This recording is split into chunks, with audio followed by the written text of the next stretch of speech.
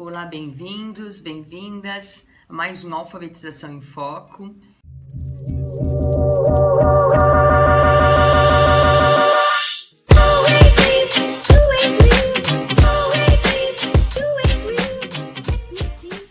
E hoje nós vamos partir de 4 princípios didáticos, 4 situações didáticas essenciais preconizadas pela Delia Lerner.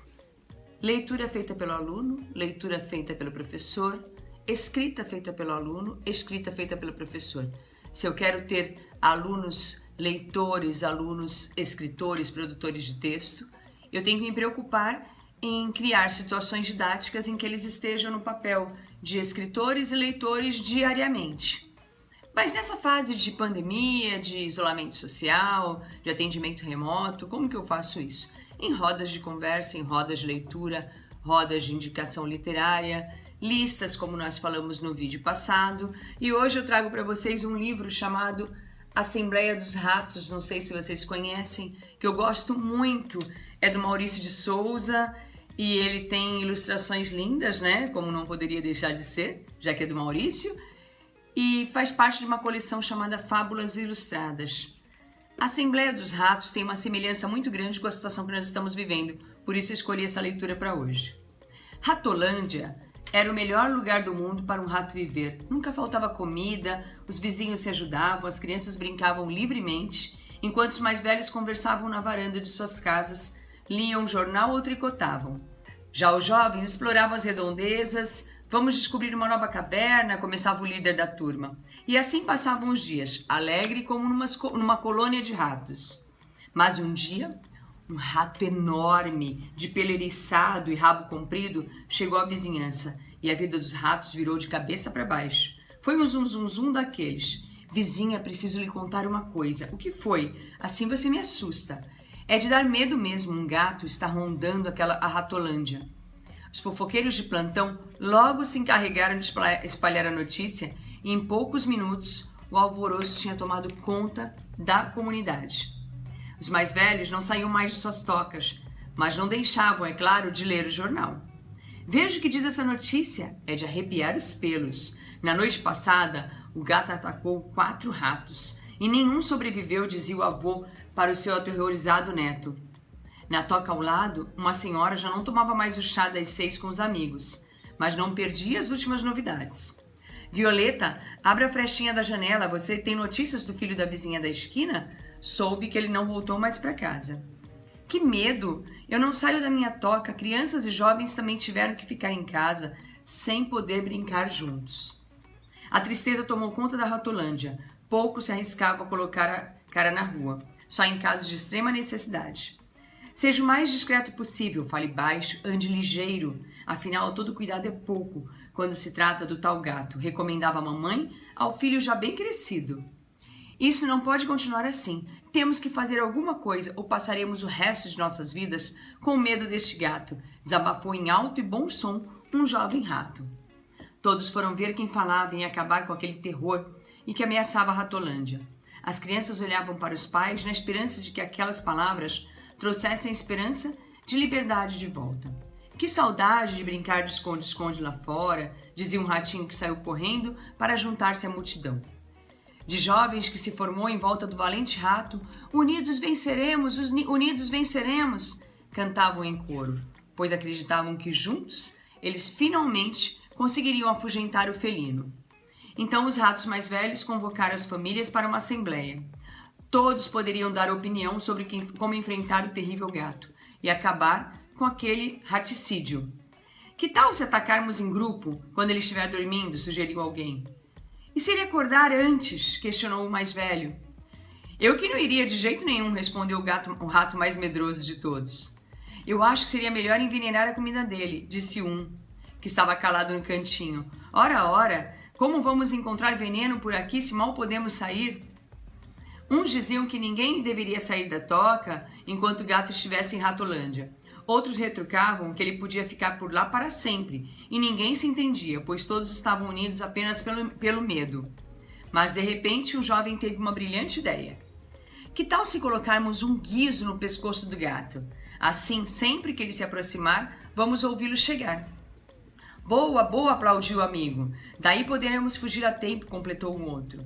Os ratos mais velhos propuseram uma votação. A ideia logo foi aprovada por todos, ou melhor, quase todos. O plano é inteligente e ousado, mas quem entre nós terá coragem para colocar o guizo no inimigo? Quem? Perguntou um velhinho que até então estava calado. Então começou uma correria daquelas e não sobrou ninguém para contar história, muito menos para se candidatar àquela nobre missão de salvar a colônia do tal gato. Então, este livro, Assembleia dos Ratos, tem uma outra versão, é uma versão americana, se eu não me engano, e nesta versão a história termina diferente. Nesta versão, eles fazem votações seguidas, escolhem colocar o guizo, colocam numa caixinha de presente o guizo, deixam na porta da casa vizinha, que é a casa onde ele costuma ficar, e era época de Natal. A pessoa que morava na casa e cuidava do gato falou: nossa, é um presente para você, e amarra no pescoço do gato. O gato fica muito bravo e cada vez que ele se aproxima o guizo toca. Muita semelhança com o que nós vivemos, né, de isolamento. Essa história eu acho que ela ilustra bastante para a gente trabalhar com as crianças e a partir dela listar os sentimentos de estar dentro de casa, listar os sentimentos de como eles poderiam enfrentar, né, aqui o inimigo era o gato e atualmente é um vírus, como que a gente enfrenta esse vírus?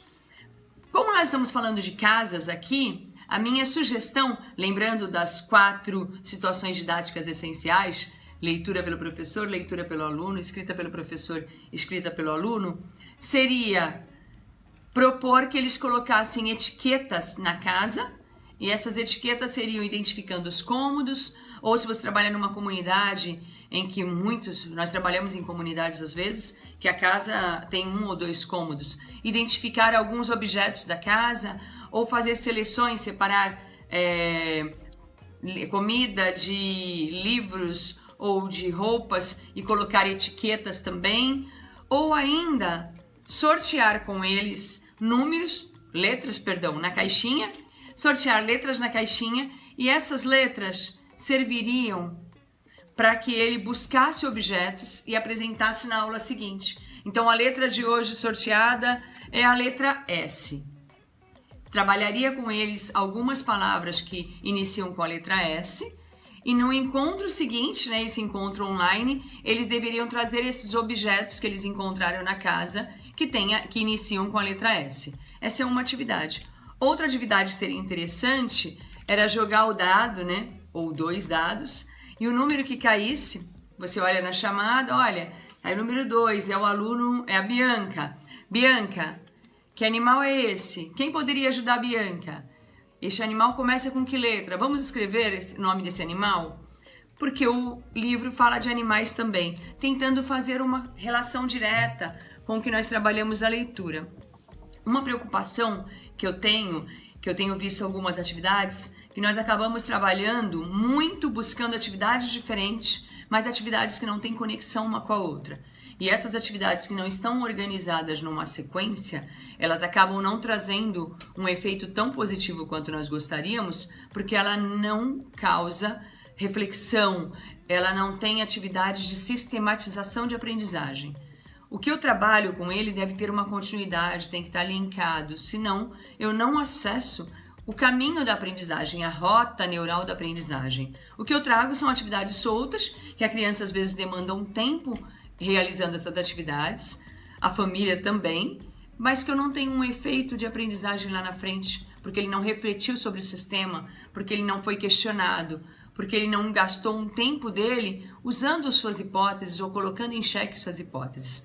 Então, a minha sugestão é que trabalhemos, né, com projetos, com sequências didáticas, e nessas sequências trabalhei a partir de uma leitura que tem uma relação direta com o que acontece hoje. O que está presente aqui?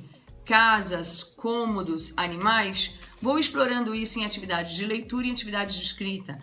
Trago, de repente, listas de animais, onde eles leem nomes de animais e eu vou mostrando esses animais para eles identificarem também animais diferentes para ampliar esse repertório que eles têm. Porque geralmente a criança vai nomeando, né? Cachorro, gato, leão, macaco. Como que eu amplio isso para outros animais? Gavião, águia eu amplio quando eu trago essa possibilidade, quando eu mostro, quando eu exploro, pergunto quem já viu em algum lugar, quem já ouviu uma história, quem já assistiu um filme que esses animais aparecem. Então essa é a nossa sugestão de hoje. Se vocês gostaram, por favor, curtam a página, inscrevam-se para receber outros materiais e eu conto com vocês nos próximos vídeos. Um beijo, indiquem para os amigos.